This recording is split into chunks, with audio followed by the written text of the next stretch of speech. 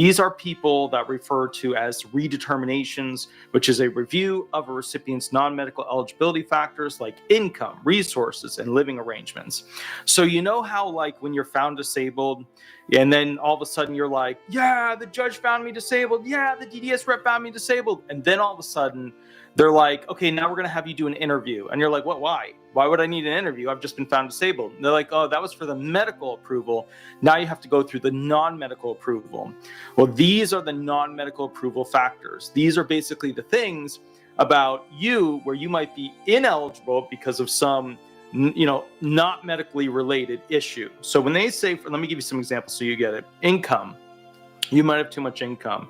Resources. If you're on SSI benefits and you have $50 million in the bank, that's a problem. Although the weird thing is, just so you're aware, an SSI person could live and own a super mansion so long as they didn't have over $2,000 in their bank, because a house is excluded.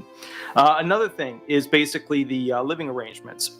So let's say somebody is basically giving you a room for free and they need to modify, change, etc. your benefits. So it's not always, and I want to make this very clear, a complete cutoff of benefits when they audit you. Sometimes you get to keep your benefits as they are, so no fear, no freakouts. Sometimes they reduce your benefits, a little bit of fear, a little bit of freakouts, and sometimes they cut them off in total. Total freakout, total fear, not good. Okay. Now, the other group, just so you understand, are the LIs. Okay. So the Lima Igloos. Okay, stands for limited issue, a review focusing on a specific issue related to eligibility. So for example, what happens is you will get people who basically have something that pops up. Could be fraud, could be similar fault, could be something that they were supposed to report that they didn't report, could be all kinds of things. But the SSA is aware of it.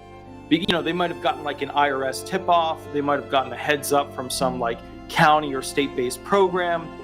So the SSA gets a tip off and they're like, okay, we need to go and check on this particular thing as a limited specific issue that we think they might no longer be eligible in part or in total for their benefits. So kind of the bottom line with this whole situation is those are the two groups that they're going to be going after when it comes to this situation. And now we're not going through in this video the massive chart, because this is kind of the introduction video to what's happening.